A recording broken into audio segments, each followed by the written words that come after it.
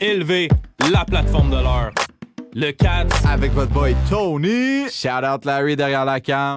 élevé. Un autre épisode aujourd'hui avec Sheldon Placido. Comment ça va, tout le mon homme? monde? Ça va bien, toi? Yes sir. On est content de te recevoir aujourd'hui. Merci de l'invitation. Ça fait plaisir. Je pense qu'on va avoir une belle conversation. Un invité acteur, en fait, pour le préciser. Fait que la première fois qu'on en reçoit un aujourd'hui, on est bien intéressé à savoir un peu ton parcours, comment ça se passe aussi cet univers-là, parce qu'on n'a pas toujours la chance de voir un peu derrière les rideaux, si tu veux. On voit les films, on voit les figurations, on voit le produit final, mais c'est quoi un petit peu, tu sais, le parcours, qu'est-ce que ça prend, les qualifications, c'est quoi les insides un petit peu. Je veux qu'on fasse le tour de ça aujourd'hui. Puis ça va être une belle conversation. Puis sinon, toi, Tony, comment ça va aujourd'hui? Ça va, tranquille. On a arrêté à club, man. Ça fait 2 semaines. Là. Let's go! Yes, sir. That's Ça it. allait, man. C'était tough, pas facile, mais c'est fini, man. Tu sais, derrière moi, dans ma tête, la club, ça existe plus, man. Nice, belle mentalité, it. man. C'est probablement le meilleur cadeau que tu peux faire à ton corps 100%. et ton portefeuille. Ouais, c'est ça, surtout le portefeuille, hein? Ouais, 100%, ben oui, c'est vrai. Man. Puis toi, sinon, qu'est-ce qui se passe avec vous, les boys? The Cats, what's up? Ça va bien, man. Fait frais de ce temps-ci sur le chantier. Mais Ah, regarde, ça doit. on garde le moral puis les mains gercées. Ben ouais, that's it. Puis toi, Sheldon? Ben écoute, ça va. On se lance des projets le plus souvent possible. Donc, Nice. tout ce qui est par rapport à l'acting, c'est sûr que, tu sais, il y a des périodes qui sont plus mortes. Ouais. Comme là, en ce moment, tu sais, l'hiver, c'est vraiment comme les périodes qui sont le plus mortes. Mais sinon, je me lance des projets de mon côté personnel, puis j'essaie toujours de me garder actif. Fait que, Let's go, la ça- constance, man. ben ouais, C'est ben qu'il ouais. faut, man. C'est exactement pour ça qu'on est là, man. Ben ouais, puis je me demande là, comment ça marche un peu, là, explique-nous un peu pour nous à la maison, puis même pour nous aussi, moi, puis The Cats. Comment ça fonctionne? Ça a parti comment, ça, le goût de commencer à faire du acting? Est-ce que c'est depuis que t'es jeune, tu regardais des films puis ça te passionnait? Tu sais, parce que moi aussi, veux pas, ça m'a déjà passé dans la tête, mais j'ai déjà devant les caméras, veux pas. Tu sais, là, c'est moins pire, là, on est rodé un petit peu plus, on a plus nos aises, mais au début, j'étais pas tant aisé. Comment ça marche? Comment c'est parti, cette passion-là, si on veut? Tu sais, ça a été vraiment depuis que je suis très très jeune, en fait. Tu sais, depuis la 5e année. En fait, en 5e année, même pas en 4e année, j'avais un ami au primaire qui faisait des vidéos sur YouTube. OK. Puis moi, dans le temps, je pensais que c'était inaccessible juste ça, genre. Tu sais, faire des vidéos, je faisais comme, tu sais, j'avais aucune idée qu'on pouvait faire un compte, puis faire des vidéos, je pensais que c'était comme pour les gens qui sont spéciales, puis lui, il m'a montré que non, tu sais. Fait que, puis j'étais comme, OK, ben ça me tente de l'essayer, puis au début, ça ressemblait à rien, man. Au début, là, on parlait vraiment de comme, je me filme avec mon iPhone vertical, même pas iPhone, un iPod, là, je veux dire, tu sais, un Ok, iPod ben Touch oui, 4, ben là. oui. C'était la vieille chose, puis je me Nice. filmais, puis je faisais juste parler, puis ça a juste continué comme ça. Puis à un moment donné, j'ai commencé à faire des vidéos horizontales, les vrais formats. Ouais. Puis ensuite, tu sais, j'ai continué à faire des vidéos, puis lui, il s'est distancé un peu plus. Il a été plus dans le côté de la musique. Mais moi, j'ai juste continué à faire ça, genre, très longtemps. J'ai jamais été constant trop longtemps. Fait que, tu sais, ça... Il y a des périodes où est-ce que j'étais plus mort, mais sinon, tu sais, j'ai toujours trouvé des petits concepts à faire chez nous. Je m'inspirais beaucoup de youtubeurs français aussi dans le temps, puis au final, ça s'est juste développé à ce que j'ai rencontré un de mes amis, il y a peut-être 4 ans d'ici, qui s'appelle William. Puis lui, il est juste arrivé dans la classe, puis il était comme, ouais, moi, je suis un acteur professionnel, puis j'étais comme, Fait que non seulement le métier genre, être youtubeur, c'est accessible, en plus, on peut devenir acteur, tu sais. Fait que là, j'étais comme, mais waouh, comment est-ce que je fais? Fait que je me suis beaucoup rapproché de lui pour en connaître un peu plus, puis au final, c'est rendu mon meilleur ami. C'est rendu mon meilleur ami. On est super proches. On se voit très souvent. Puis il m'a juste ramené dans son agence. Puis aujourd'hui, je fais partie d'une agence. Puis le métier a juste départé d'ici. Puis maintenant, c'est des auditions, des ci, des ça.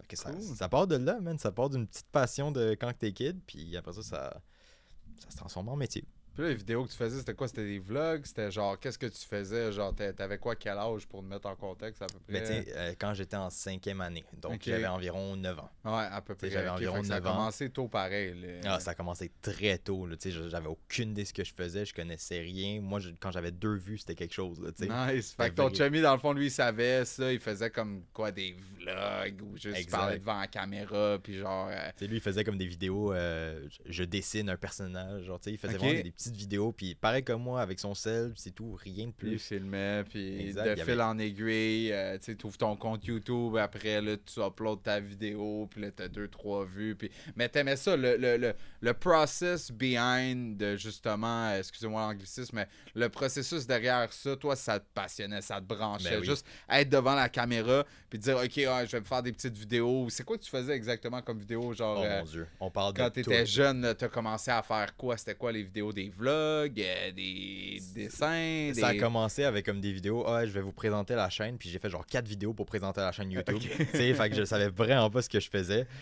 Puis ensuite, tu sais, je me suis inspiré de plein de YouTubers. Fait que tu sais, ça a été sur des vlogs. Ensuite, on a été genre, je faisais des vidéos ouverture de cartes Pokémon. Tu sais, genre, je faisais nice. plein d'affaires là-dedans.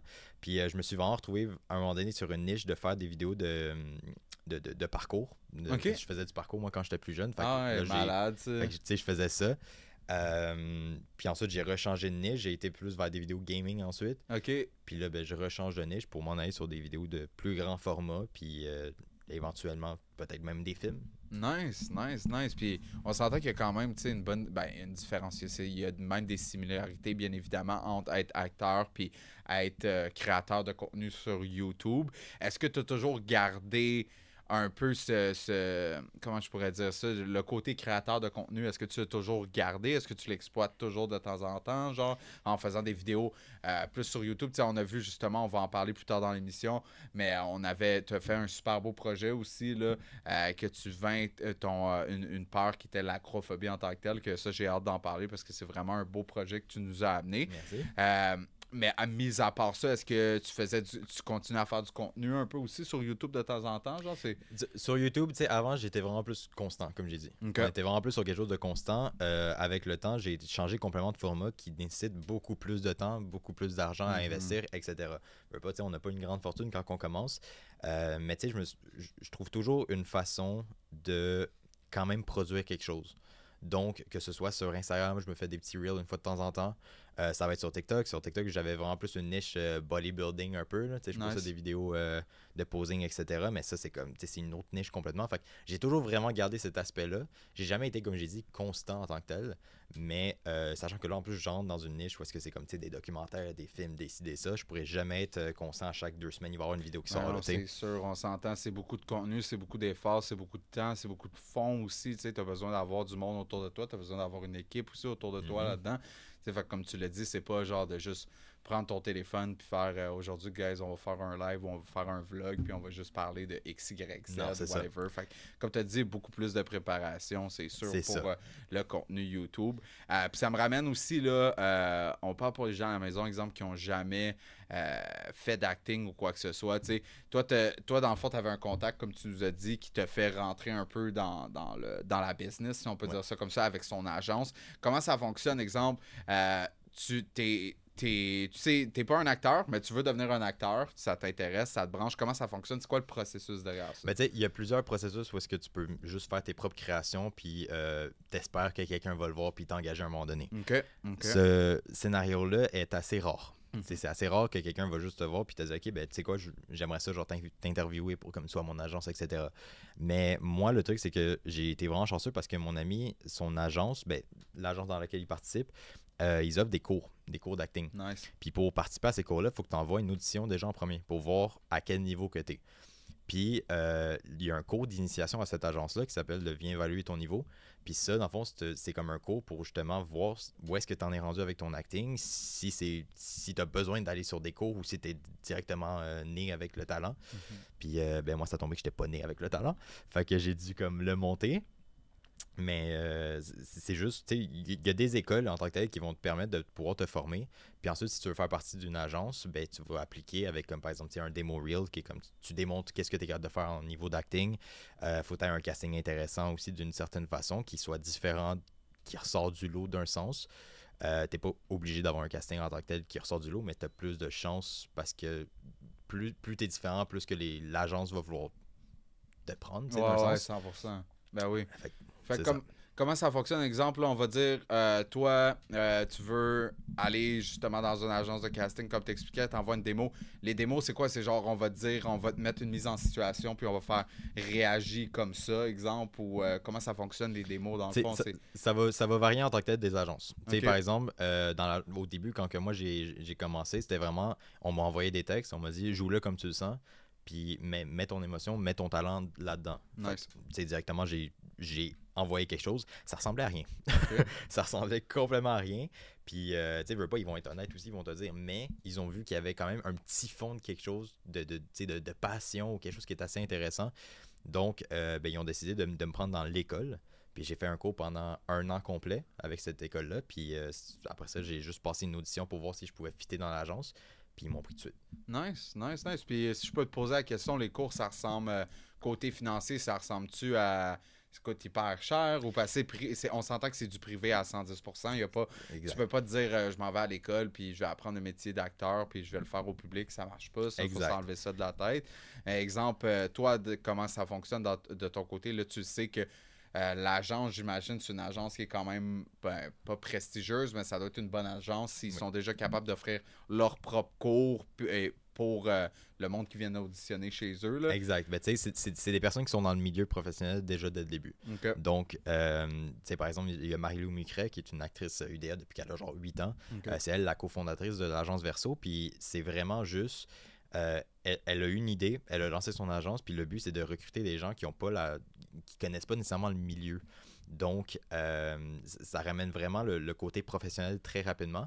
Puis c'est pour ça qu'ils offrent des cours qu'ils, eux, dans le temps, n'ont pas eu. En fait, ils n'ont pas eu accès d'avoir des cours comme ça. Donc, directement, ça l'a aidé à bâtir l'idée à travers l'école. Nice. Donc, au niveau financier, il y a des personnes qui vont dire que c'est cher. Bien évidemment, il y a des personnes qui pourraient même dire que c'est trop cher pour qu'est-ce que c'est. Ça ne l'est pas. En réalité, quand tu as des cours avec des professionnels qui vivent de leur carrière, tu n'as pas le choix de les écouter d'un sens parce que toi, tu pars de rien, tu peux avoir certaines connaissances, mais tu pars de rien, puis eux, ils savent qu'est-ce qu'ils font. Donc, s'ils ont fait ces cours-là, c'est pas nécessairement pour te crosser ni rien, c'est pour justement te dire « Hey dude, si tu as accès à ce cours-là, fais-le, tu en as besoin. » Donc, oui, si tu en prends plusieurs en tant que tel, tu vas voir que oui, la facture devient lourde, mais c'est pour ta carrière, c'est plus un investissement que comme une débourse. Là, à long terme, exactement. Tu sais, c'est même la musique. Hein, je pense que tout ce qui est vraiment art, tous les enseignements derrière l'art, ça coûte cher. Ça coûte, c'est même dans la musique, tu regardes musique technique, exemple, très basse, etc. Je pense qu'ils chargent des 15-20 000. Moi, je me rappelle, j'avais fait la demande il y a peut-être 5 ans, 6 ans, puis c'était ça les prix. Là, fait que, je veux dire, on s'en sauve pas en bas de ça, mais comme tu l'as dit, je pense que quand tu as faim, puis que tu sais que genre tu as vraiment la passion à l'intérieur de toi, parce qu'en bout de ligne, comme tu disais tantôt, il y a du monde qui ont le talent, mais il y a du monde qui l'ont pas, mais qui ont faim. Puis souvent, les gens qui ont faim vont être meilleurs en bout de ligne que le monde qui ont le talent, parce que souvent, moi, qu'est-ce que je remarque, c'est le monde qui ont le talent, ben ils s'assient sur leur laurier. C'est comme si,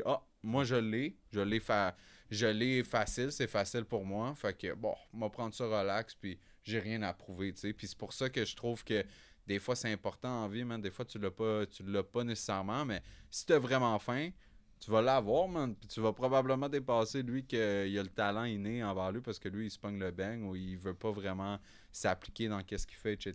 Fait que, le talent, ça s'apprend, la faim, non. Exactement. C'est la différence. Exact. 100%. Puis, c'est intéressant quand tu disais tantôt ton ami William un petit peu là, qui t'a pas ouvert les yeux parce que t'en faisais déjà, mais il est comme venu mettre du concret que ça se peut de le faire, de voir quelqu'un qui réalise déjà un petit peu le chemin que tu veux prendre, de voir quelqu'un qui le fait déjà. Souvent, c'est ce qui nous ouvre les yeux puis qui nous donne un petit peu la force de se dire « Chris, moi aussi, je suis capable. » Ben oui. Fait que shout-out à lui, ça en prend des de même, ça prend du monde un petit peu, surtout dans des trucs artistiques comme Tony le disait. Il n'y a pas nécessairement tout le temps des cours où il y en a, il faut chercher. Il n'y a pas tout le temps quelqu'un qui va te tendre la main, qui va t'amener vers le truc, t'amener à le faire. Fait que de voir des gens qui le réalisent déjà, qui ont peut-être des contacts ou des fois juste de savoir, hein, c'est comme il y a un joueur de hockey dans telle ville qui réussit dans LNH, dans les 5 prochaines années, tu vas sûrement en voir 3-4 sortir de là parce que les gens dans la tête, là, tout d'un coup, ils voient que c'est réalisable. T'sais. L'humain, on est comme ça. Souvent, tant qu'on ne l'a pas vu, on pense que c'est inatteignable, qu'on peut pas le faire, qu'on peut pas le toucher, parce qu'on n'a jamais vu personne le réaliser. C'est vrai. Donc, shout-out à lui. Puis ça m'amène aussi à me demander, toi, un peu tout ça, cette passion-là pour le acting, ça a commencé avec les vidéos court format sur les réseaux sociaux, sur YouTube. C'est quoi sinon vraiment qui t'a donné le goût au départ de faire ça? C'est-tu des films ou des documentaires quand tu étais jeune, puis tu regardais ça, puis tu te dis, aïe, moi, je me verrais là-dedans? C'est vraiment les YouTubers. Les YouTubers, c'est vraiment les YouTubers. On parle de comme, tu sais, les YouTubers de la génération, ça pouvait être genre, tu sais, on parle de comme Cyprien, tu sais, vraiment dans ce temps-là. Ça a vraiment commencé de là. Tu sais, je trouvais ça hilarant, je trouvais ça le fun. Puis ensuite, il y a mon parrain aussi, Yann Aspiro, qui est un acteur professionnel, qui s'est lancé là-dedans. Puis, tu sais, ça m'a juste donné le goût de comme toucher en fait la communauté d'Internet. Puis ça a vraiment commencé avec j'ai envie de devenir YouTuber, puis ensuite là c'est devenu je veux devenir acteur, puis là c'est rendu je veux devenir quelque chose d'intéressant. Ça développe aussi ton côté mental, ça développe aussi ton côté, j'ai envie de dire, pas business, mais un peu d'un sens. 100%. Dans le sens où est-ce que genre il faut que tu saches qu'est-ce que tu t'en vas faire, faut que tu crois en toi. Surtout si tu t'autoproduis un petit peu, comme j'ose croire. Tantôt, Tony mentionnait le documentaire que tu as fait sur l'acrophobie. Je crois que c'est autosuffisant, en fait, que vous avez produit votre propre documentaire. Très intéressant, d'ailleurs. 2 parties. Puis on voit un peu le parcours là, de ce que tu fais pour vaincre une peur. C'est une peur que tu avais vraiment, en fait. C'est une peur qui me suit depuis... au début, comme j'ai dit, je faisais du parcours dans le temps. Et de faire du parcours me donnait de moins en moins le vertige cette fois-ci. L'acrophobie, je l'ai toujours eu, mais elle était cachée parce que je savais pas c'était quoi. Okay. Une peur, quand que tu découvres c'est quoi, c'est là que tu l'atteins réellement. Parce que tu sais, il y a des personnes qui vont avoir la peur des fonds marins, mais ils savent pas c'est quoi en tant que tel. Fait que depuis qu'ils savent que comme oh shit, la thalassophobie c'est quelque chose, ben là ça increase, puis là je peux plus aller sur la mer. Dans la mer en fait. C'est vraiment ça. Puis moi ça a commencé avec des petits vertiges. Je pensais que c'était le vertige que j'avais. Puis une fois que j'ai découvert c'était quoi l'acrophobie, je pense que ça c'était en 2020 ou en 2021. Ben là c'était comme je peux plus prendre l'avion, là, c'est fini. En 2017, j'ai pris l'avion, puis depuis 2017, j'ai plus repris l'avion. J'ai découvert c'était quoi pendant, je pense, le confinement, genre c'était quoi l'acrophobie, puis depuis, ça m'a hanté, puis c'était impossible pour moi soit de prendre l'avion, d'aller sur des balcons, impossible. Zéro. Puis dans le documentaire, on te voit le faire, j'oublie le mot, là, mais accrocher du arbre en arbre. Ouais. On voit faire de l'escalade. Tu vas, je pense, à Saint-Sauveur-Tremblant. Tu fais une couple de trucs dans ces 2 parties-là. C'est quoi tu dirais, mettons, toi, que tu as fait, t'as réalisé dans ce documentaire-là, puis que t'avais le plus peur, qu'il a fallu que tu vainques tes peurs quand même pour le faire, qui était le pire pour toi, en fait? Ben, le saut en parachute. Ah ouais, le saut en parachute, c'est de savoir que déjà de base, j'avais peur de prendre l'avion. Donc, juste d'embarquer dans l'avion, c'est quelque chose qui est complètement... c'était out of my mind. Puis après ça, tu te jettes en bas. Ben, c'est ça le truc. C'est fucké parce qu'il y a plusieurs personnes qui le font sans problème. Ils font, c'est leur passion. Ils font des fois, il y a des personnes qui font ça pendant 4000 sauts, dont Geneviève, justement, celle qui m'a fait sauter avec elle, mon instructrice de voltige. Puis c'est fou parce que pour eux, c'est leur vie, quoi. Ouais, c'est ça. C'est leur vie, ils n'ont aucun problème. Là, ils font de l'argent avec ça, c'est leur vie, comme tu l'as dit. C'est leur passion, là. Ça tourne autour de ça, ils se réveillent le matin. Bon, on a combien de jumps aujourd'hui? Exact. Okay, on en a 10, 15. Ben, c'est ça, mais tu sais, eux, ils font ça parce que c'est leur norme. Ouais. Puis moi, j'avais complètement peur. C'était impossible de me l'imaginer. Encore moins le faire, mais juste de l'imaginer, j'étais pas capable. Genre, j'arrivais pas à savoir c'était quoi la sensation de sauter en bas d'un avion parce que pour moi, c'est comme tu peux pas faire ça, genre, tu sais, tu peux pas te pitcher en bas d'un avion. Non, ça fait pas de sens dans ta tête, ben non, surtout quand t'as cette phobie. T'es humain, t'es pas un oiseau, là. Non, exactement. Tu pites pas en bas d'un avion, mais oui. c'est de savoir ça quand tu as l'acrophobie ou que tu découvres pas encore le milieu, ça fait trop peur, surtout, mais justement, comme j'ai dit, quand tu as l'acrophobie, parce que c'est impensable, impossible. C'est quelque chose qui ne se réalise pas. Fait que là, pour le monde à la maison qui n'a pas écouté le documentaire, puis by the way, on va mettre les links parce que c'est vraiment intéressant. Là, je vous recommande d'aller voir ça, guys. Ça va être dans la description. Là, juste pour faire un petit topo rapide, la différence entre l'acrophobie puis le vertige, c'est quoi? Le vertige, c'est la sensation de peur en ayant comme une relation avec le sol. Donc, Ok. par exemple, quand tu es sur un balcon, tu regardes en bas, tu as une relation avec le sol. L'acrophobie, c'est la peur du vide. Ce qui veut Ok. dire que tu peux voir une vidéo, comme tu peux voir quelqu'un sauter de plus loin, de savoir qu'il y a un lien avec les airs d'un vide. Ça, c'est l'acrophobie. Tu n'es pas capable de le regarder. Moi, s'il fallait que je regarde des vidéos de personnes qui sautent en bas en parachute, je ressentais un stress, je ressentais une anxiété. C'était impossible pour moi de comme, me sentir à l'aise.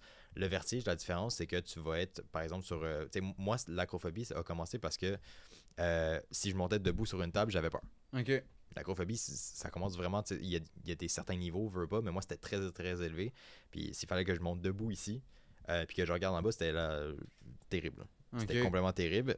Puis ça me suivait parce que je montais un escabeau pour, par exemple, monter le tempo là, chez vous. Puis je pouvais pas le faire. Fait que c'était mon père qui devait le faire parce que je pouvais pas le faire. C'était impossible. Puis là, j'ai vu qu'il fallait que je fasse un changement. Ça, c'est au niveau de l'acrophobie. Pour le vertige, ça va être des relations un petit peu plus vertigineuses, comme on dit. Donc, si t'es plus élevé dans les airs, comme par exemple monter une cage d'escalier, si tu regardes en bas puis que t'es comme oh shit, ok, je suis quand même haut, mais tu vas pas commencer à avoir une crise de panique. Non, rien. c'est ça. C'est complètement différent. C'est OK, 100%. Fait que ça fait du sens. Fait que là, on part du fait que là, on est en 2021. Tu viens de découvrir que t'es acrophobe, c'est comme ça se dit? Acrophobe. OK. Donc là, on part du fait qu'on est en 2021, t'es acrophobe. Là, combien de temps ça a pris dans le processus à dire comme OK, il faut que je vainque cette peur-là? Genre, comment c'est venu à ton esprit là, de dire OK, là, il faut vraiment que j'affronte ma peur puis que I'm gonna deal with it? Pour vrai, c'est quand même assez intéressant parce que l'histoire vient d'un point. C'est un seul point qui m'a dit, you know what, on va faire un projet. OK. L'histoire, c'était que je voulais aller voir le Mr. Olympia. OK. Je pense que c'était à Las Vegas ou c'était à Miami. En tout cas, Mr. Olympia, excuse-moi mon ignorance. c'est Mr. Olympia, c'est la plus grande compétition de bodybuilder. OK, Parce que, nice, il y a nice. Chris Bumstead, il y a Ralph Diesel. C'est les plus grands bodybuilders du monde. C'est la plus grande compétition de bodybuilding dans le monde. OK, cool. Puis je voulais aller le voir avec des amis. Et quand que venait le temps de m'imaginer prendre l'avion, j'avais payé. OK. Tout était payé. Mais je suis pas allé. OK. Je suis pas allé parce que j'avais peur de prendre l'avion. Puis ça a juste stoppé l'expérience. Ça n'est jamais arrivé. Fait qu'on n'a jamais été voir l'expérience juste à cause de moi. Eux, de leur côté, c'est juste qu'ils se sont dit, bon, si tu y vas pas, on va pas y aller. Ils auraient pu y aller, d'un sens, mais ils ont décidé de pas. Mais moi, j'ai réalisé que, comme, dude, je manque de quoi, là. Mhm. J'aurais pu voir la plus grande compétition de bodybuilder, puis j'ai pas été parce que j'ai peur de prendre l'avion, man. Genre, je vais arriver l'autre bord, faut pas que j'aille peur. Donc, c'est à partir de là, j'ai appelé mon ami, puis j'étais comme, OK, Ruben qui est mon caméraman, qui a fait une job incroyable de me suivre dans des expériences comme ça. Sachant que lui aussi, par exemple, dans les Via Ferrata qu'on a fait, il fallait qu'il me cadre d'une certaine façon. Il l'a fait sans problème. Fait que lui, c'est vraiment le GOAT, là, comme on Nice, dit. shout out, man. Shout out. Shout out à Ruben. Yes. Fait que j'ai appelé Ruben, puis j'étais comme, hey Ruben, là on va faire quelque chose. On va vaincre ma peur. Puis là, il était comme, de quelle peur que tu parles? J'ai présenté l'acrophobie, puis il était comme, OK, c'est quoi ton idée? Puis là, j'avais déjà fait mon plan. J'étais comme, là, on va faire ça. Puis à la fin, on saute en parachute. Puis ça lui a pris, pour vrai, là, je pense 0.2 secondes, puis il a juste dit, je suis down. Nice. Il a juste dit, je suis down, j'embarque, je te filme, on fait ça. That's Il a aimé cool. l'idée tout de suite. Puis, en fait, quand que j'ai proposé l'idée, je me suis dit, ça va jamais arriver. Il va dire une excuse, puis l'idée va partir de ma tête. Mais quand il m'a dit, je suis down, j'ai juste fait, OK, là, on fait les plans, là, puis on book ça. Puis on a booké ça avec des amis des fois. Laurent aussi qui nous a suivis une fois de temps en temps. Puis au final, ça l'a juste donné. Puis je stressais tout le long, de me dire que j'allais battre sûr, ma peur. là. C'est man. ma plus grande peur au monde. là. Ben oui, c'est sûr, je garde ça en tête. Là. Même moi, j'imagine ça. T'as une phobie, puis tu t'en vas la vaincre. Puis en plus, c'est pas comme si tu t'es dit, je vais la vaincre, Loki, je vais la vaincre devant tout le monde qui vont regarder Ben ouais. mon documentaire. Puis tu sais, c'est ça qui Ben, est nice. C'est vraiment. Ça a été vraiment comme l'élément key d'un sens. C'était de me filmer. Si je le faisais. La caméra m'aide énormément dans des projets comme ça parce que je me dis après ça, je vais avoir toute l'expérience sur filmer. Je vais faire mon propre montage qui va rajouter quand même du dynamisme sur quelque chose. Puis je vais garder ça toute ma vie. Fait que d'avoir comme un documentaire sur moi qui bat ma peur, c'est un des plus grands souvenirs de ma vie. Genre. Ben ouais, 100%. Puis c'est comme un peu c'est comme un peu une bouée dans le sens que tu le fais, puis tu le sais qu'après, tu vas pouvoir même peut-être encore en apprendre. Tu sais, ça va te rappeler pourquoi tu l'as vaincu. Puis Tu sais, c'est comme un genre de, comment je pourrais dire ça, un, c'est un milestone dans le sens que, tu sais, c'est ton accomplissement, tu l'as sur caméra. Fait que tu es Exact. capable de, si jamais tu as cette peur-là qui te reprend, si on va en reparler après, tu sais, au moins, tu peux aller voir ça, puis t'es comme, Exact. hey, regarde, je l'ai fait, puis en plus, c'est documenté. Puis... Fait que là, on se met en date, là, 2021. Là, c'est quand ton voyage, c'était quand? C'était en 2022, 2023? Là? C'est en 2023. OK, fait qu'en 2023, fait que là, t'as 2 ans que tu vis vraiment avec cette phobie-là en tant que telle. Là, on est rendu au moment où, OK, t'as parlé à Ruben, tu lui as dit, regarde, moi, j'ai ça, je veux faire le documentaire en tant que tel. Là, dans ta tête, c'est quoi qui se passe? Je veux dire...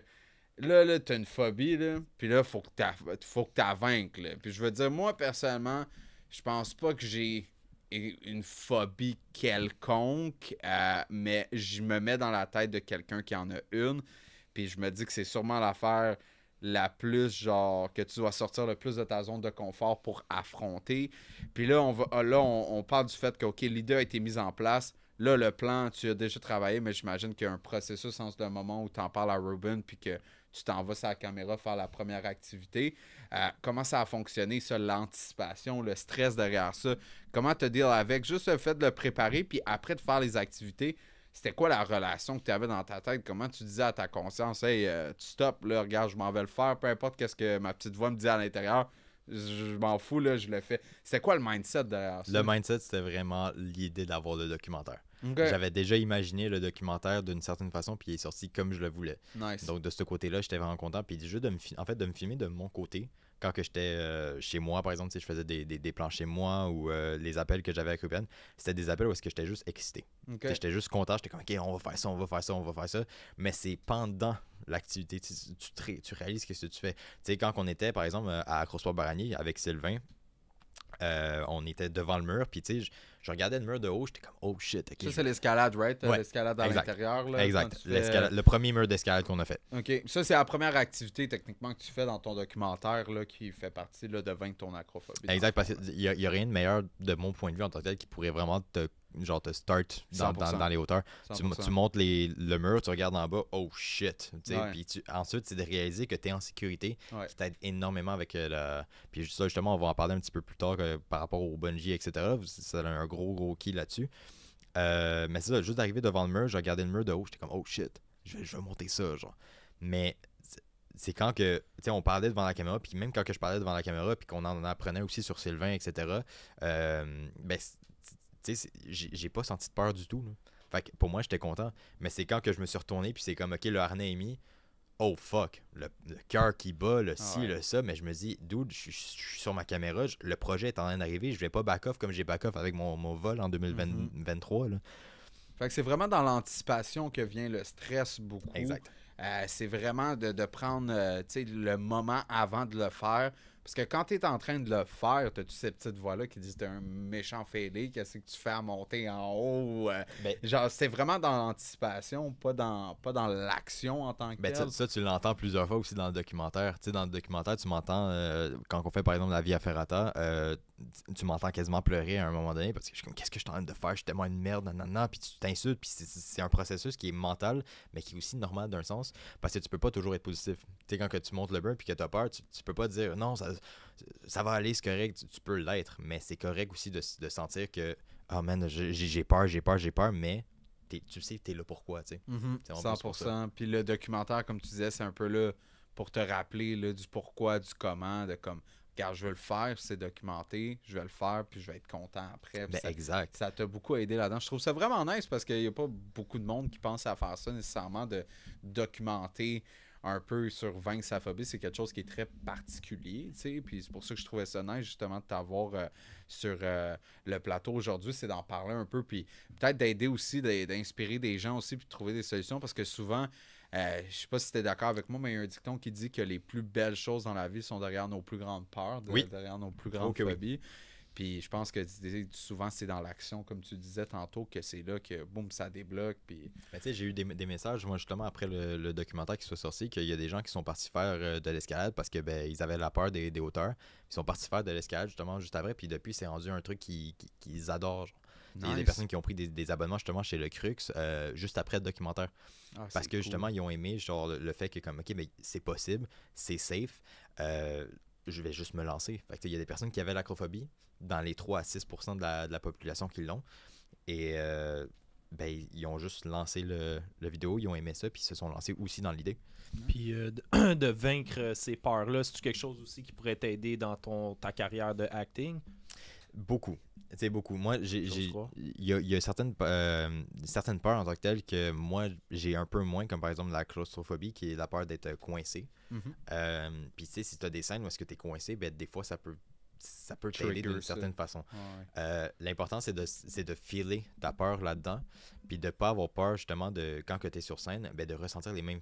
sur scène, sur set, je veux dire, de ressentir les mêmes feelings que tu ressentais avant, parce que tu sais c'est quoi, puis maintenant, tu es prêt à les mettre sur l'image. Mhm. C'est en plus pour ça. Fait du Nice, sens. nice. Puis toi, mettons, dans ta carrière, dans le acting, y a-tu vraiment, comme là, tu nous parles de documentaires, tu as fait des shorts, des vidéos court format, YouTube, réseaux sociaux. C'est quoi vraiment ta niche? C'est quoi vraiment ton rêve, ton aspiration que tu te dirais, là, ça, c'est vraiment ça que j'aimerais atteindre comme niveau, compléter un style de film ou des documentaires? C'est quoi ton univers cible, en fait? De tout toucher. Ok. De tout toucher. Donc, tu sais, là, par exemple, on a fait un documentaire. Mon but, c'est d'en faire d'autres éventuellement pour me pratiquer là-dedans.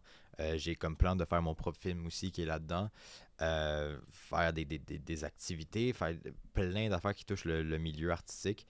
Même chanter peut-être aussi. Tu sais, c'est vraiment Nice. comme de découvrir le côté artistique puis de me surpasser dans des choses que je pensais jamais y arriver. Comme par exemple, vaincre ma peur des hauteurs. Tu sais, c'était quelque chose que je pensais jamais y arriver. Puis au final, en se lançant, ben, c'est arrivé. Puis beaucoup dans l'autoproduction, c'est un petit peu, fait qu'il y a un côté entrepreneur aussi derrière ça que j'imagine, autre que faire partie d'un film, être juste acteur pour une réalisation, puis ils disent un peu le scénario, qu'est-ce qu'il y en est. Toi, t'aimes ça, avoir les rênes un petit peu, puis démarrer un projet de l'autoproduction, de la production de films courts-métrages, c'est vraiment Ben quelque oui. chose qui te Tu sais, passionne. en tant que plus. tel, je pense que c'est même la magie qu'il y a derrière le monde artistique, c'est de créer tes propres affaires. Parce que avoir toujours quelqu'un qui te dirige, il y a des personnes qui aiment ce lifestyle-là, puis c'est correct. Mais moi, j'aime ça aussi, avoir mes propres idées, puis montrer au monde que comme, ben, tu es capable de lancer tes propres idées aussi dans le plateau.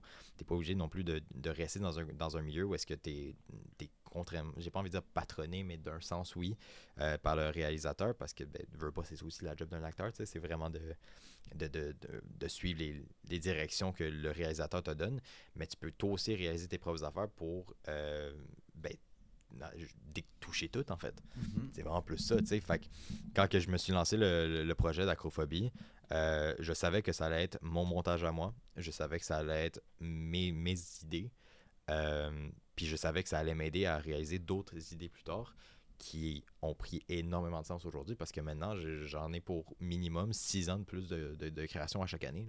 Nice, quand même. Puis quand tu as un projet comme ça, après que tu autoproduis, c'est-tu quelque chose que tu peux amener à ton agence puis qui peuvent t'aider un petit peu avec les démarches ou qui peuvent se servir pour aller te chercher un rôle ou quelque chose? Tu as un démo? C'est clairement quelque chose que tu peux mettre dans ton CV artistique. De dire que tu as réalisé un certain projet comme ça. Est-ce que ça va t'aider nécessairement à avoir des rôles? Pas vraiment. Parce que des rôles, ils vont vraiment aller chercher sur soit qu'est-ce que tu ressembles, qu'est-ce que tu es capable de démontrer comme jeu, mais ils vont pas nécessairement aller chercher ton côté réalisateur parce que tu n'en as pas de besoin sur un set d'acteurs. Donc, ça va pas nécessairement m'aider de ce côté-là, mais ça aide toujours pour que les gens voient que j'ai de l'expérience dans le milieu, puis que je lance mes propres affaires, puis qu'ils voient que je suis quand même je suis sérieux dans le milieu. Proactif. Mhm. Exact. Tu sais, être sérieux dans le milieu, c'est la clé pour t'en sortir par après.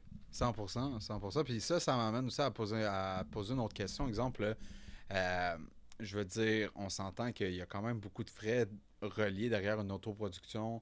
Exemple, que ce soit le documentaire justement que tu as fait, que tu dois avoir un vidéographe qui te suit, quelqu'un qui t'aide pour le montage. Ça, c'est toi, si je comprends bien, Ouais. qui a fait le montage. Mais je veux dire, toi, comment tu as fait? Dans le fond, j'imagine, est-ce que tu as eu des sponsors? Est-ce que c'est possible aussi d'aller chercher des subventions dans ce genre de format de documentaire-là? Comment ça fonctionne? Tu sais, par en tant rapport que à tel, ça? ça va être vraiment différent tout dépendamment c'est quoi le projet. Tu Par exemple, sur un film, tu peux avoir soit des déplacements de produits ou quelque chose, mais ça va être très différent que sur une production vidéo indépendante. Ouais, 100%. Production vidéo indépendante, il faut que tu présentes aussi, ça dépend aussi des sponsors, mais il faut que tu présentes le produit de qu'est-ce que c'est. Alors que par exemple, sur des films, ça va être, on va te demander de mettre au moins une image. Par exemple, là, je dis Coca-Cola, mais comme, faut qu'on voit le Coca-Cola quelque part. C'est vraiment plus là-dessus. Au niveau des subventions, c'est très compliqué. Au niveau des subventions, c'est très compliqué, surtout au niveau du gouvernement, parce que il faut qu'ils voient aussi d'un sens qu'est-ce que tu as déjà fait, puis qu'est-ce que ça leur apporte à eux. Donc, avoir des subventions, c'est très compliqué. Chercher des sponsors, il faut que tu ailles chercher des sponsors qui vont venir amplifier ton projet. Comme moi, par exemple, le projet d'Acrophobie, j'ai eu le sponsor de Hornet Energy. D'ailleurs, je vous ai apporté aussi un petit sample pour que vous puissiez voir un peu c'est quoi. Nice. Donc, dans le fond, Hornet Energy, c'est vraiment comme la marque qui m'a accompagné là-dedans. Puis c'est dans le fond, c'est une compagnie de gel énergétique. C'est naturel. Il y a juste 3 ingrédients là-dedans. Puis ça vient en plusieurs paquets. Puis eux, ils ont vraiment décidé de comme m'envoyer leur paquet pour que je puisse le présenter d'un sens. Mais aussi parce que ça a le rapport avec mon projet. T'sais, si j'avais apporté du Hornet Energy sur, je sais pas moi, une production qui n'a rien à voir avec le sport. Qui n'a rien à rapport du tout avec le sport, il m'aurait dit c'est quoi le rapport, c'est vraiment plus pour ça, alors que là on s'en va faire de l'escalade, on s'en va faire faut quand même qu'on s'entraîne d'une façon, fait que au niveau du cardio ça aide aussi énormément. Ils vont comprendre pourquoi est-ce que tu viens les chercher. Donc c'est compliqué d'une façon, pas trop d'une autre, parce qu'il faut que tu aies une certaine idée de ton projet. Moi quand j'ai parlé du projet puis qu'ils ont vu qu'ils avaient moyen de pouvoir justement nous envoyer des produits puis nous montrer comme ben oui, on va t'accompagner là-dedans, ben ils ont tout de suite dit oui. Tout de suite. 100%, ça fait du sens. Dans le fond, Hornet Energy, c'est comme pas un pré-workout, mais genre pré-workout naturel, si on veut dire ça comme ça. C'est des gels énergisants. Donc, tu vois, c'est pas quelque chose qui va te donner l'envie de gratter à chaque fois, comme les gros pré-workouts qui ont comme énormément de caféine. Exact. Tu sens là sur le piton. Exact. Tu sais, ces marques-là, c'est vraiment pour le bodybuilding un peu plus. Ces marques-là de gels énergisants, comme par exemple Hornet Energy, ils vont venir amplifier au niveau de la course. Quand que tu fais un marathon, par exemple, tu peux te prendre un Hornet Energy en plein milieu, ce qui est d'ailleurs une des main reasons aussi que la compagnie a lancé. Des marathons, c'est quelque chose qu'ils utilisent énormément, des gels énergisants. Donc, ils ont fait des gels énergisants, mais qui ont complètement 3 ingrédients qui sont naturels. Fait que, ça t'aide beaucoup dans des projets en tant que tel de sport, mais ça va pas non plus te donner le sentiment de te piquer ni rien. C'est juste un petit truc qui est assez subtil, mais juste assez pour te dire hey, j'ai de l'énergie pendant mon workout. Ben oui, puis surtout que dans l'ère où qu'on vit en ce moment, où que on a besoin de cette énergie-là, surtout quand tu disais qu'on est un athlète de haut niveau, ou même si dans le bodybuilding, ou tu as besoin d'un petit coup de pied, comme on dit, là, un petit boost, là, mais t'as pas le goût nécessairement de prendre plein d'affaires de vidange. Je sais pas, des fois je regarde ça là, derrière les pré-workouts, puis la liste est genre longue de même. Là, je regarde ici, il y a genre 3 ingrédients. Genre, c'est là la différence aussi. Puis moi aussi, je veux dire, c'est tout à leur honneur aussi, parce que surtout dans le monde où on vit en ce moment, les choses qui sont raw, il n'y en a plus vraiment, des affaires crues qu'il n'y a pas 1001 additifs dedans. Il n'y en a plus beaucoup, puis chapeau, man, c'est cool. Exact. Puis tu sais, pendant le projet de l'acrophobie, justement, il y a une partie qui était quand même assez intéressante. C'est entre le bungee puis le parachute. Le bungee, quand que je l'ai fait, j'ai eu extrêmement peur, mais c'était un stress. Comment que je pourrais dire ça? C'est un stress qui est assez différent que celui que j'avais senti quand j'allais sauter. Quand que je voulais aller faire le saut en parachute la première fois, dans le documentaire, ça ne l'a pas donné parce qu'il y avait des vents, etc. Donc, j'avais pris le Hornet Energy pour me donner comme le petit boost d'énergie que j'ai besoin. Quand j'ai été faire le bungee, la différence, c'est que je ne l'ai pas pris du tout parce que je l'ai juste oublié. Je l'ai juste oublié, je ne l'ai pas pris du tout. Donc, c'est pour ça qu'on voit que je suis un peu plus comme OK, là, je commence à avoir peur. T'sais. Mais je me suis dit, j'ai fait plein d'activités aussi qui nécessitaient d'avoir de la confiance sur l'équipement. Donc, au bungee, ça a été un petit peu moins peu parce que je savais à quoi m'attendre d'une sens au niveau de la sécurité.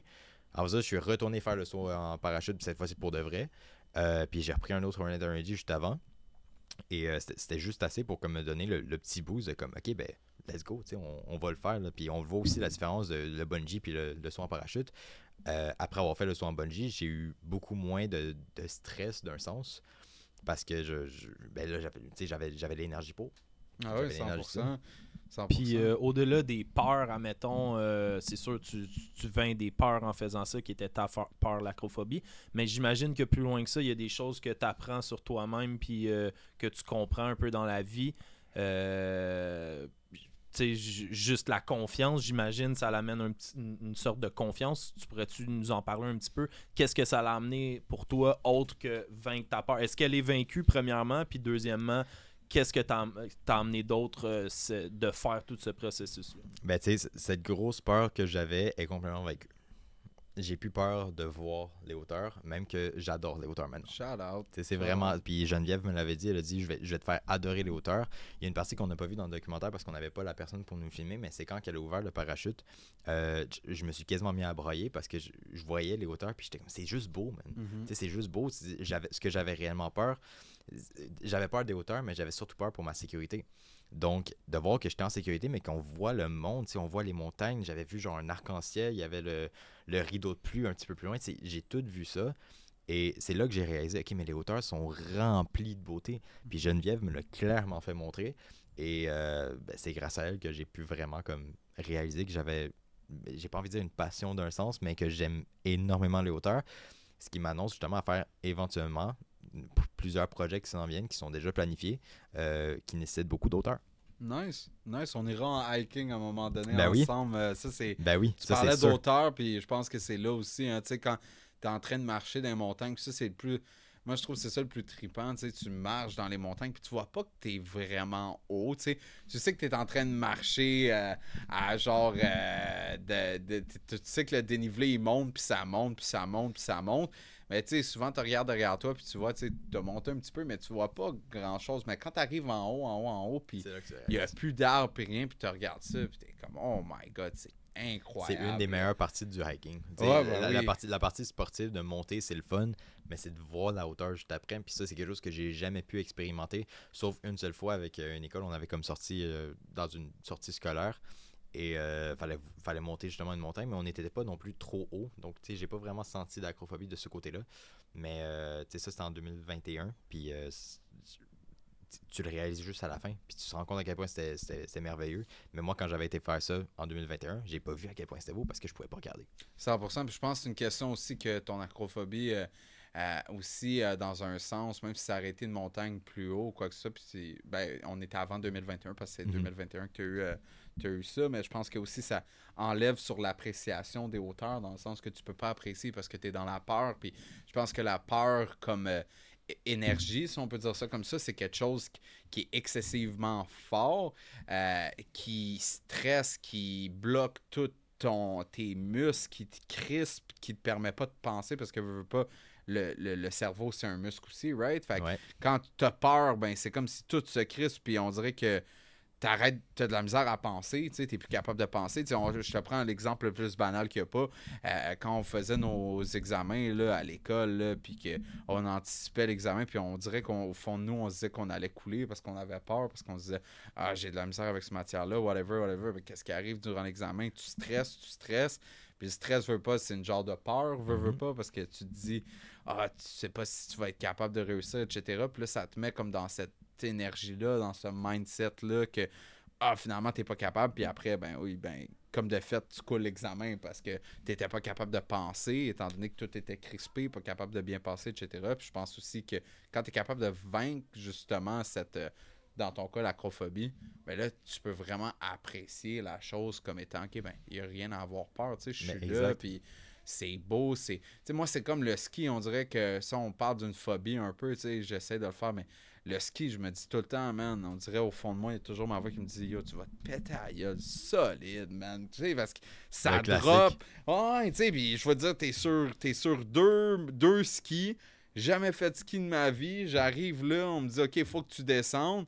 Là, les seules montagnes que j'ai fait 2 montagnes dans ma vie. La montagne pour les enfants, puis il m'a dit que je descendais à 40-45 km/h, puis les parents avaient le goût de m'étriper parce qu'ils étaient comme qu'est-ce que tu fais à descendre free fall comme ça? Ben oui. Tu sais, je suis pas capable de tourner, je sais pas. Là, j'ai pris des cours, là, je vais aller faire justement, je pense que c'est ça la façon sensée, parce qu'on dirait que mes amis me disent fais ça, mais je veux pas les écouter, genre. Fait des fois, quand tu as un prof puis tu vas apprendre, c'est toujours bon d'avoir quelqu'un qui l'a déjà fait longtemps puis qu'il est dans une position, si on veut, d'autorité. Puis c'est pas juste ton ami qui te fait dire « fais ça », puis toi, dans ta tête, t'es juste genre « yo, ferme ta gueule, man.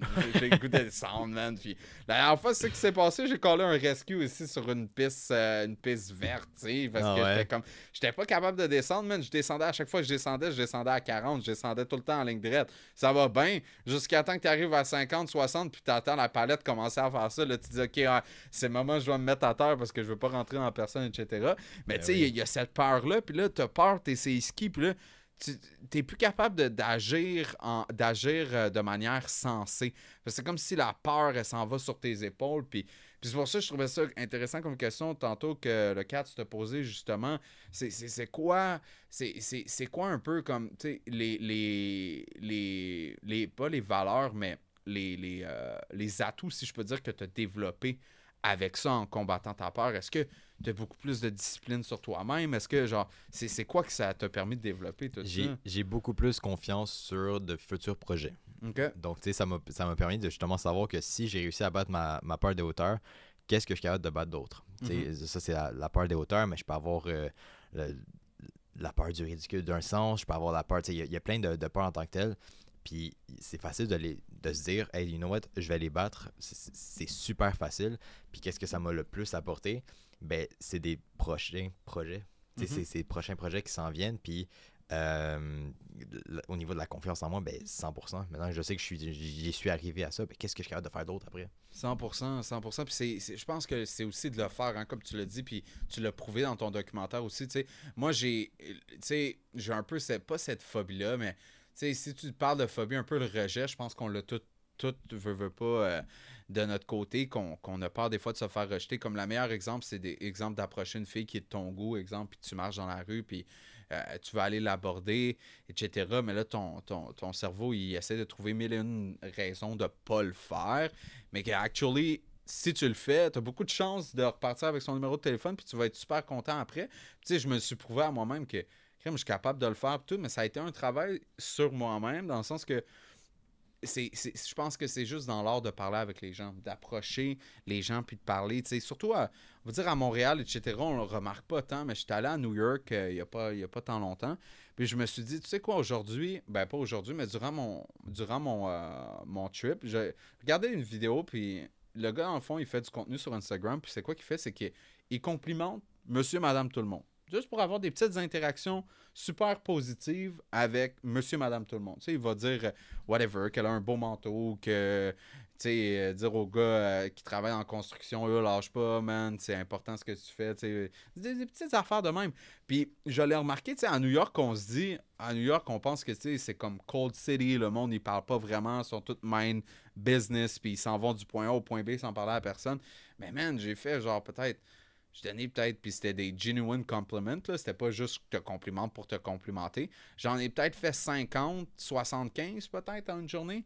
Puis genre, il y a peut-être 85-90% des gens qui m'ont dit merci ou qui m'ont retourné le compliment. Puis on dirait juste à avoir ces petites interactions-là, ça créait une énergie, man, incroyable. Juste ce petit moment-là que tu as de parler avec la personne, puis de juste comme avoir ce petit moment-là.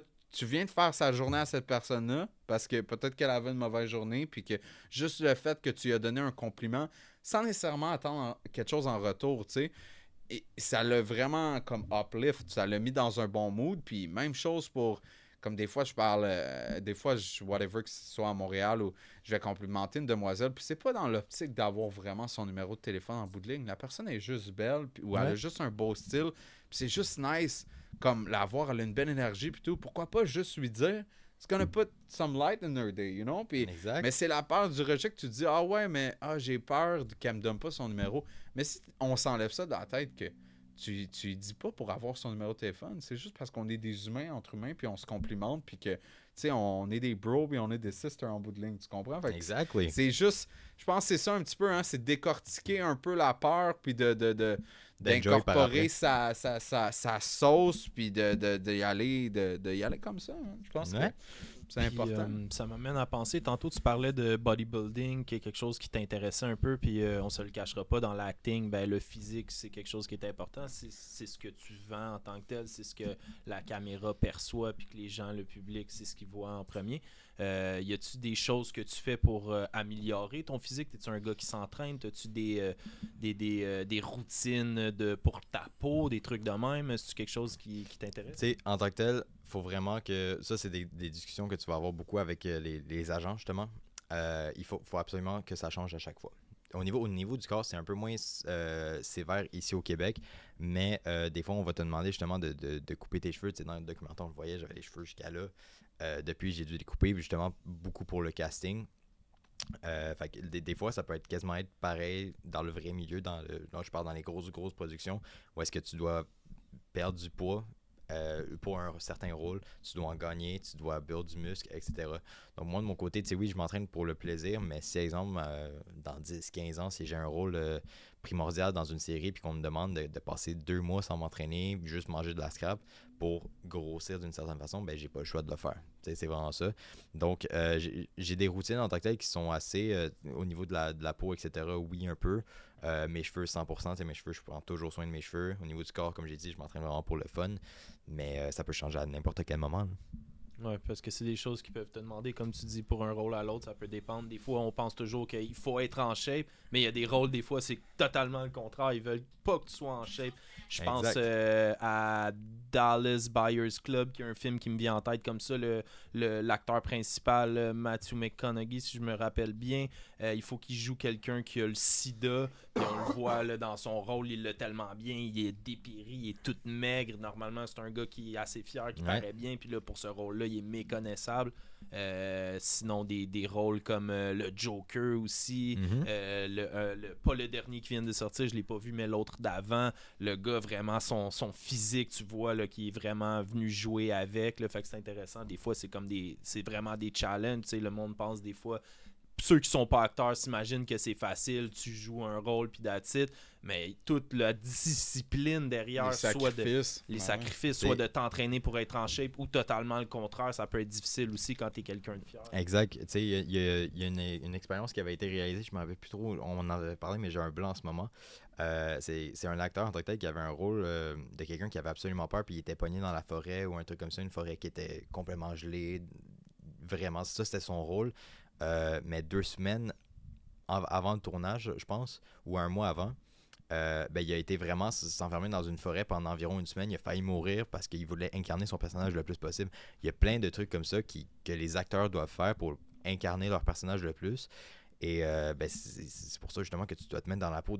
Faut que tu vis des choses dans la vie. Tu sais, si tu t'es fait briser le cœur 0 fois dans ta vie puis que tu dois jouer quelqu'un qui s'est fait briser le cœur, mais good luck, là, c'est ça, tu sais pas comment jouer exactement. Il n'y a rien qui parle plus que l'expérience, je crois. Exact. C'est pour ça, souvent, mettons, des bandits, ils vont chercher quelqu'un qui l'a un petit peu en lui. Quand on est plus dans la comédie, souvent plus des humoristes. Mais sinon, le vécu, c'est ce qui parle, c'est ce qui est le plus réaliste. T'sais. Après ça, à un certain point, on peut pas tout avoir vécu qu'est-ce que le film s'en vient va être.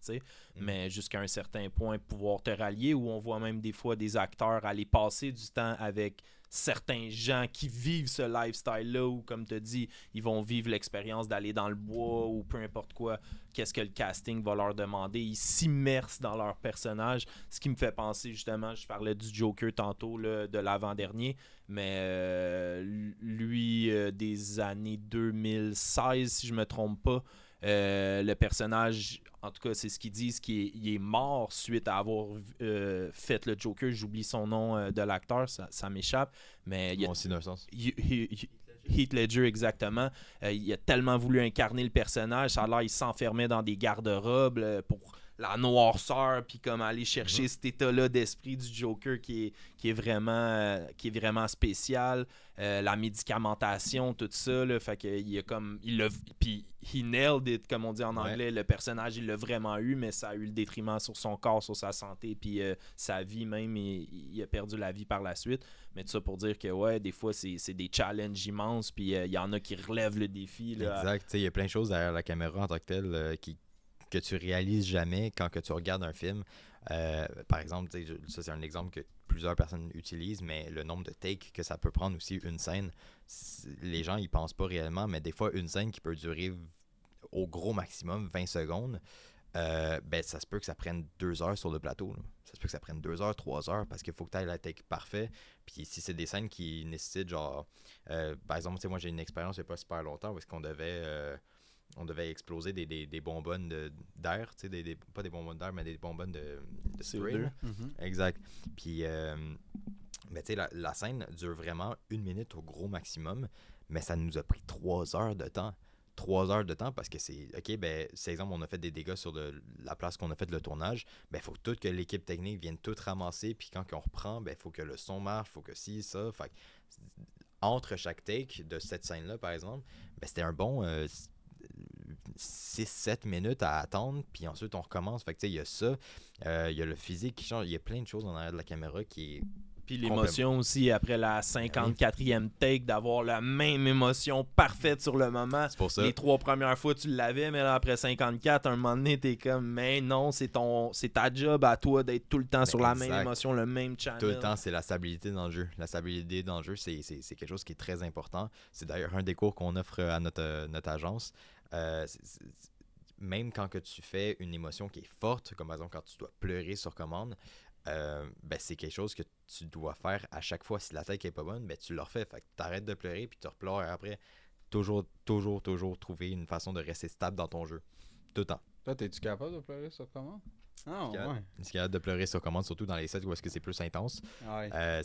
T'as pas le choix. T'as pas le choix. Fait que tu peux la scène peut être hyper drôle, mais si ton personnage est triste, faut que tu pleures pendant qu'il y a plein de gens autour de toi qui se mettent à rire. Ah, ouais. C'est très compliqué. Là. Toi, pour aller chercher ces émotions-là, c'est une image mentale? C'est un throwback dans mon passé.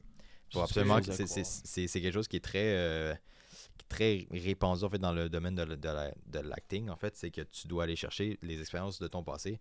Donc, même si des fois ça fait mal puis que tu n'as pas envie de penser à ça, tu sais que ça te fait mal puis ton personnage a mal, va aller chercher ton émotion. Pour trigger cette émotion-là. Exact. Ça peut être la même affaire pour.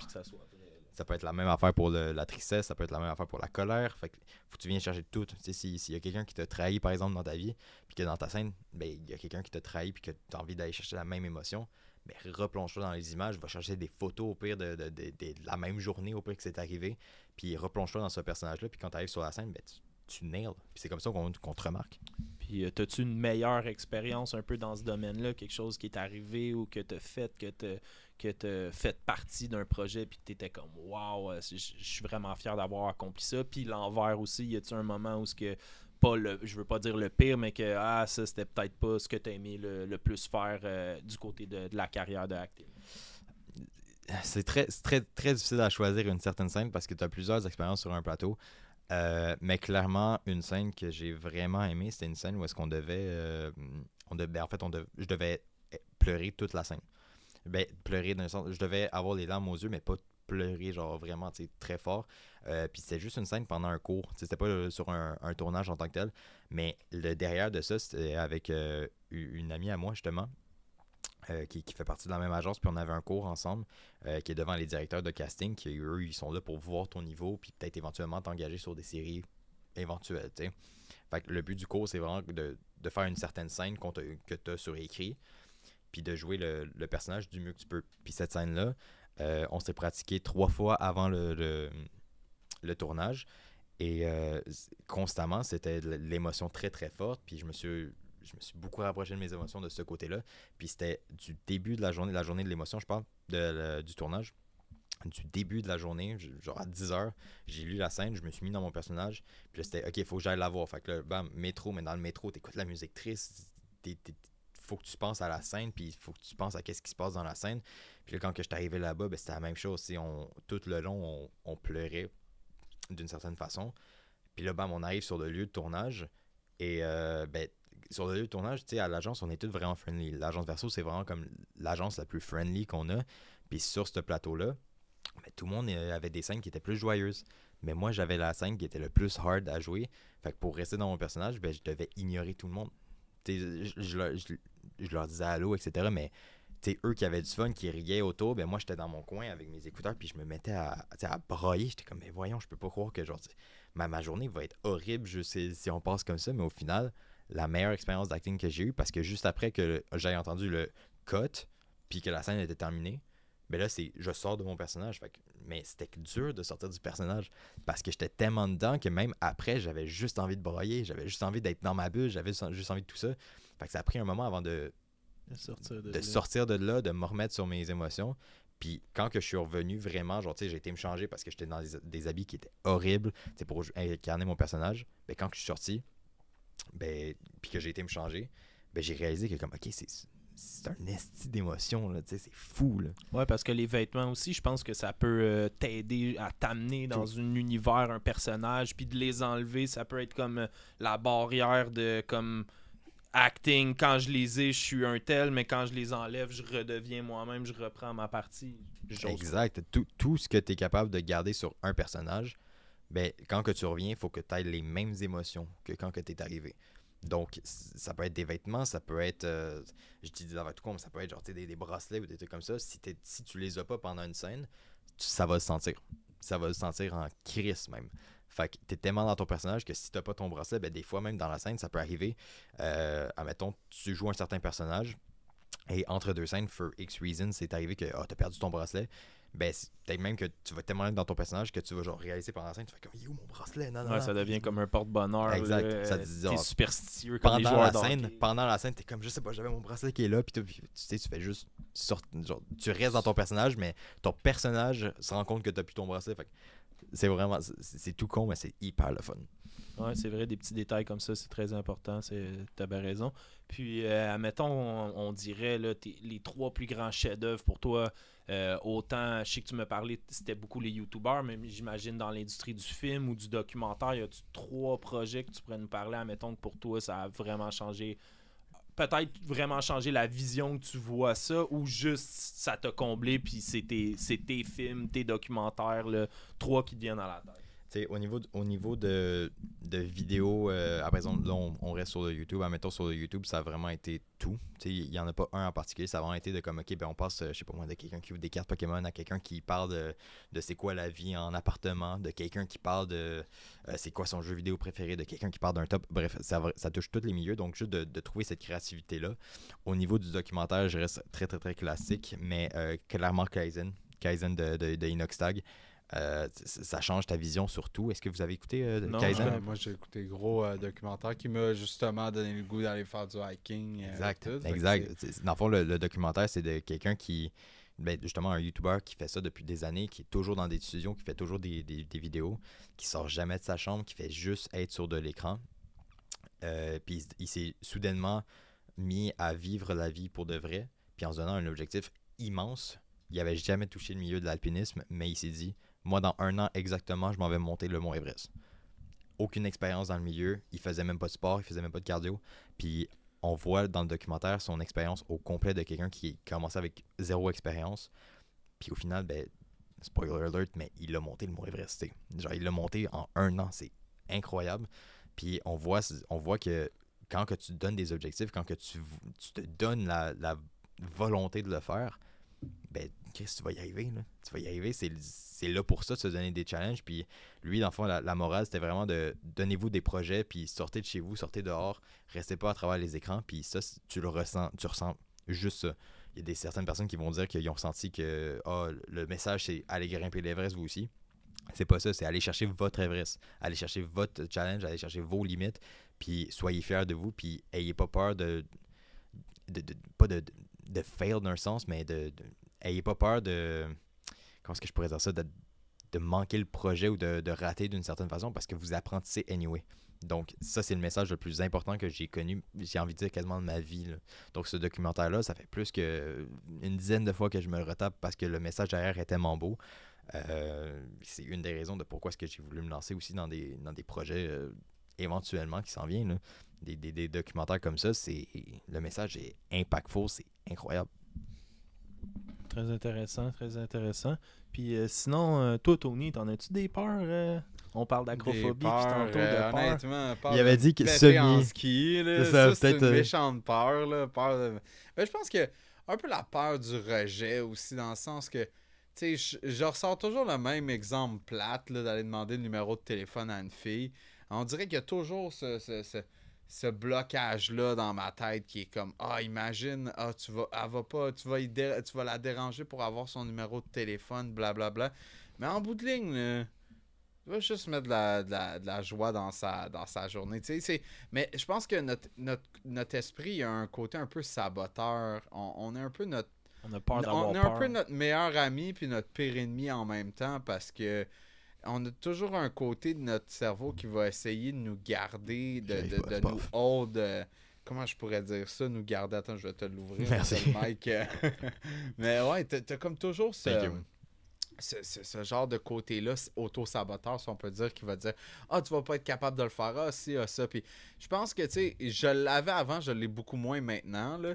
Mais je pense que c'est juste de le faire. Puis comme tu le fais, Sheldon, man, c'est d'aller faire l'expérience, puis de juste essayer de mettre ta petite voix là, fatigante on hold, puis just do it. Là. Fais-le une fois, puis ensuite, tu vas déjà l'avoir expérimenté. Exact, puis ça va être plus facile. Plus que tu vas le faire, plus que ça va être facile. D'où la raison pourquoi, justement, à New York, je parlais avec tout le monde, puis que je donnais des compliments à tout le monde, puis tout, parce que le plus que tu le fais, le plus que tu deviens à l'aise à le faire, je pense. Puis exact. C'est comme ça que ça comme ça que tu bâtis ta confiance aussi. Hein? Toutes les peurs que tu vas passer par-dessus, ça va t'aider à devenir quelqu'un de plus grand, bâtir ta confiance, puis d'avoir moins peur par la suite aussi, que ce soit de parler avec des filles, parler avec quelqu'un, mais juste bâtir ta confiance de toi-même. Pour laquelle, justement, que moi, tu sais, de mon côté, quand que j'ai battu le bungee, ben maintenant, j'ai juste hâte de retourner le faire. Genre. Exact. J'ai 100%. juste hâte, parce que c'est le fun. Tu te rends compte que finalement, il n'y a pas à avoir peur. Non. Donc, c'est exact. ça qui est le fun. Exactement. Puis la peur dans la vie, c'est ce qui nous bloque souvent à réaliser qu'est-ce qu'on voudrait réaliser. C'est un blocage, c'est une barrière. On se dit qu'on n'est pas capable, on dit qu'on n'est pas bon. Ou des fois, 100%. C'est juste ça. D'autres fois, c'est des levels de plus comme toi qui a vraiment la peur. Tu peux en pleurer, tu t'es pas capable de le faire, tu sais. 100%. Moi, pour ma part, j'ai toujours été quelqu'un comme tu me mènes peur, j'y donne un uppercut. Comme j'en veux pas de peur. Je me rappelle, j'ai mes plus loin souvenirs, j'ai peut-être 8 ans, j'ai peur du noir. Je me rappelle aller dans le sous-sol chez nous, pas de lumière ouverte, la pièce la plus profonde, m'asseoir là, puis rester là pendant 1 heure, puis nous dire j'aurais plus peur de ça. À chaque fois que j'ai eu une peur dans ma vie, je l'ai affronté en pleine face comme un boxeur parce que j'en veux pas de ça. Je parle par expérience pour moi. C'est comme ça que je l'ai vaincu. Sinon, un peu plus tard dans ma vie d'adulte, c'était les foules un petit peu. Je suis pas un gars qui aime quand il y a plein de monde, des foules. Ça, la même chose aussi. J'allais tout seul dans un show de 100 000 personnes puis je me mettais en plein milieu de la foule juste pour vaincre cette affaire-là puis sortir...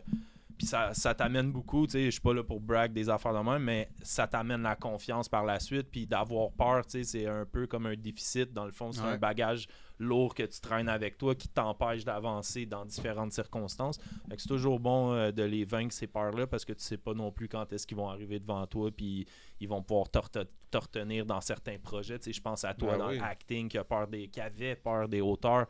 Là, qui l'a pu cette peur-là, ça peut te débloquer des rôles que tu aurais peut-être dit non, moi ça, je le fais pas, je m'en vais pas là, tu sais. C'est pas pour moi, ça va pas bien sortir sur caméra parce que j'ai peur, tu sais. Mais tu sais, en plus, moi, plus jeune, comme j'ai dit, je faisais du parcours, donc c'est très similaire à de la cascade.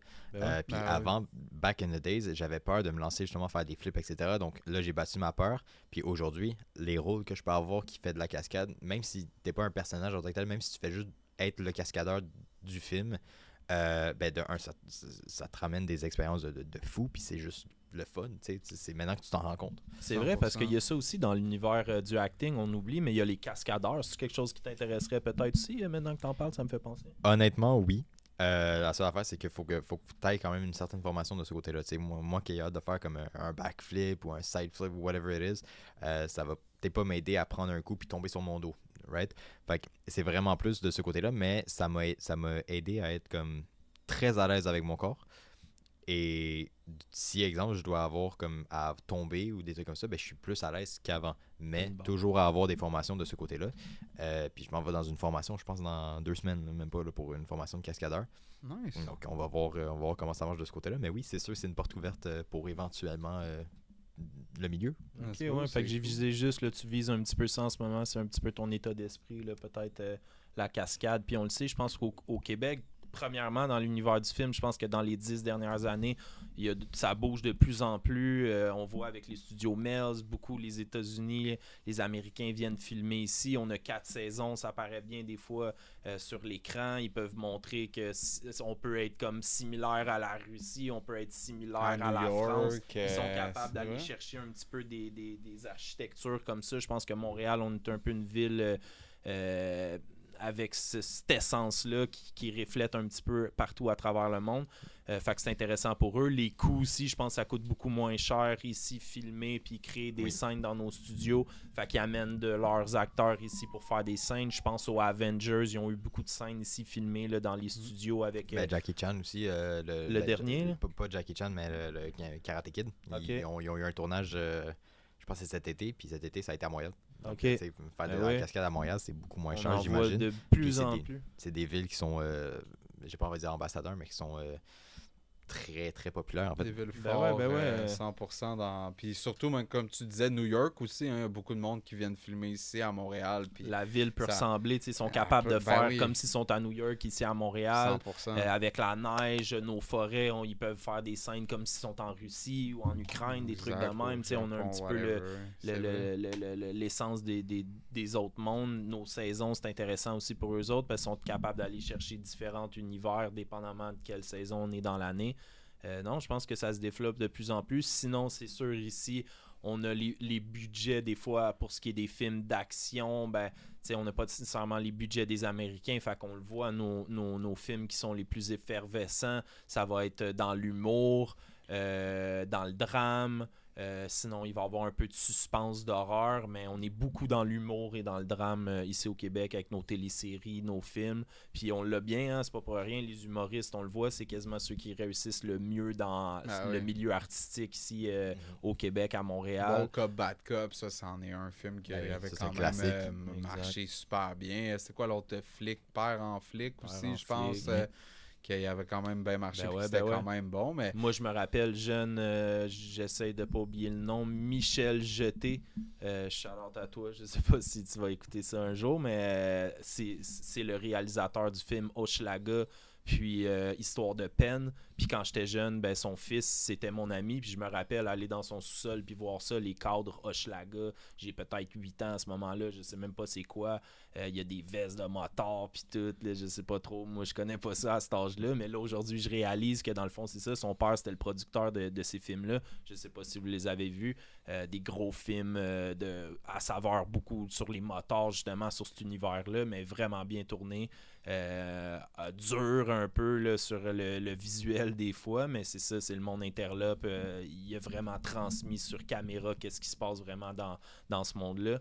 Puis c'était ça, moi, un peu mon initiation avec ça. Le petit gars, à ce moment-là, m'en parlait pas vraiment, mais je me rappelle, son père était toujours dans le sous-sol en train d'écrire, puis c'était sombre, des posters de films. Ben, c'est ça, tu sais, on parle beaucoup du métier d'acteur, mais le métier de réalisateur, le métier de celui qui écrit le script, j'ai oublié c'est quoi le nom, le Scénariste. scénariste, ouais.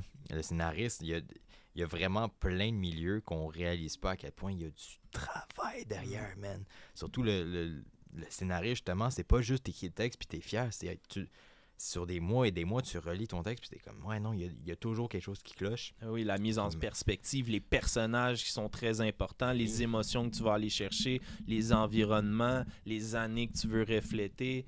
Faut tout que tu penses à ça pour que ça ait vraiment l'air réel. Là, tes acteurs aussi. Faut que tu choisis ton casting Ben comme ouais. tu dois. Là. Il y a tellement de détails, tu sais, après ça, tu veux filmer une scène à l'extérieur, finalement, cette journée-là, il pleut, il fait pas soleil, toi, il te fallait telle température, c'est vraiment complexe, mais au final, quand tu réussis à capturer pas juste une émotion, pas juste une image, mais vraiment tout ça mis ensemble, ben, c'est là que le public embarque vraiment dans l'histoire, puis ils finissent le film, puis ils ont l'impression qu'ils l'ont vécu quasiment à l'affaire. Là. Ils sortent de là, tu sais. Mettons un film d'horreur, des fois, là, t'as la frousse, t'as peur, ou un film d'action, t'as cette espèce de sentiment-là, t'as le goût d'en donner. Je me rappelle jeune des films comme justement Jackie Chan ou Bruce Lee, tu finis de l'écouter puis t'as le goût de donner un coup de pied dans les airs, là, tu sais, là. T'es dedans, là, tu sais, ça t'amène ça un peu comme la musique, tu sais, c'est un autre outlet, mais c'est l'art, on en a déjà parlé ici sur la plateforme, on reçoit plein d'artistes de tout genre différents, puis la peinture, ça t'amène à une émotion, la cuisine t'amène à une émotion, la musique à une émotion, le film aussi. Ce qui est intéressant avec le film, c'est que non seulement t'as l'image, mais t'as le son aussi, la bande sonore complète le film, les acteurs, il y a plusieurs layers à tout ça. Des fois, le message aussi en arrière du film, Exact. tu réalises plein d'affaires. Là, je reprends le documentaire de Inoxtag, mais il t'a demandé de sortir, tu as compris le message, ben c'est vrai que tu as envie. Genre, pareil comme Tony il a dit, il s'est mis au hiking grâce à ça, puis je vais pas mentir que moi aussi, justement, ça m'a motivé à sortir. Puis le projet de Vaincre son acrophobie était sorti, était filmé, fini de réaliser avant Kaizen. Mais il est sorti environ dans les mêmes temps. Mais c'est vrai que maintenant, c'est comme, oui, je me suis déjà initié à ce projet-là, mais là, j'ai juste plein d'autres projets qui nécessitent beaucoup de sortir de ma zone de confort. Ben yo, man, shout-out à toi, man. Merci pour cette belle conversation-là, puis de nous plonger un peu dans ton univers, puis les détails de ça, du acting, puis des studios, puis un peu qu'est-ce que tu vois ta carrière sur les prochaines années, beaucoup dans l'autoproduction, beaucoup. Là, tu nous parles de cascade aussi, tu sais, c'est intéressant, tout ça. C'est pas des choses que c'est la première fois qu'on en parle ici sur la plateforme. Moi, je trouve ça bien intéressant. Merci d'avoir été là aujourd'hui. Ben, ça me fait absolument plaisir. Merci énormément de l'invitation. C'était incroyable pour vrai. Ça fait plaisir. Merci à toi. On va peut-être te revoir après une couple de projets. Là. J'ai hâte de voir ça. Stay tuned, guys. On va vous mettre les liens justement sur la description. Là, des documentaires. J'ai hâte de voir qu'est-ce qui s'en vient, man. Très gros projet qui s'en vient qui va être annoncé dans quelques semaines, peut-être même quelques mois. Nice. Au gros maximum. Stay tuned, guys. On suit ça, les gars. Merci pour un autre bel épisode. Élevez la plateforme de l'heure. N'oubliez pas d'aller vous abonner, de liker, de commenter. C'est ce qui nous donne la force et qui nous fait continuer d'avancer. Le Cats, Tony, Sheldon Placido avec nous aujourd'hui. And we out.